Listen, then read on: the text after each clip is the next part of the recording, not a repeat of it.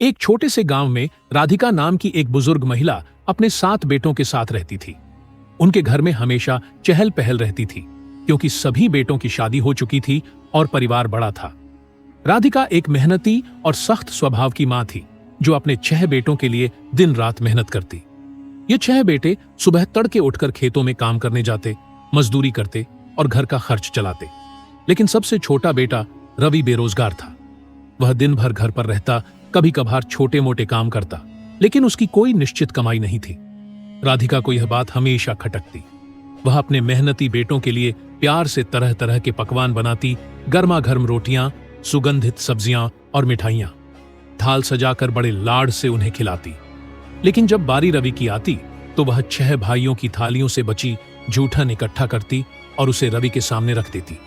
रवि की पत्नी अनन्या एक सौम्य और धैर्यवान युवती थी। वह घर में सबके साथ तालमेल रखती, सास की सेवा करती और कभी शिकायत नहीं करती थी। एक दिन उसने राधिका को जूठन इकट्ठा करते और रवि को परोसते देख लिया। उसका मन दुख से भर गया, लेकिन वह चुप रही। वह नहीं चाहती थी कि उसकी बात से मां बेटे के बीच कोई तकरार हो।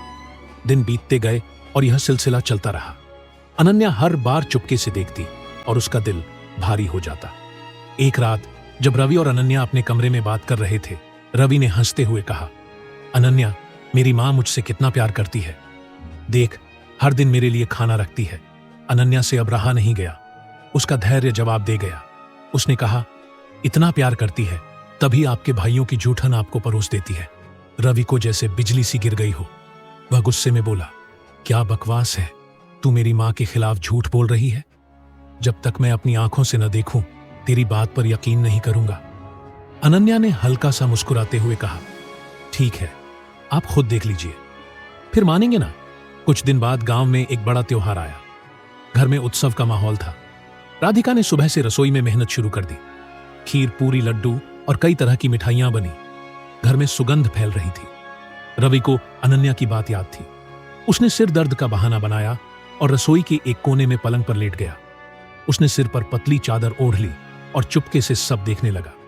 उसने देखा कि राधिका ने 6 भाइयों के लिए रंग बिरंगे आसन बिछाए, थाल सजाए और 6 भाइयों को खाने के लिए आवाज लगाई। सभी भाई आके भोजन करने लगे।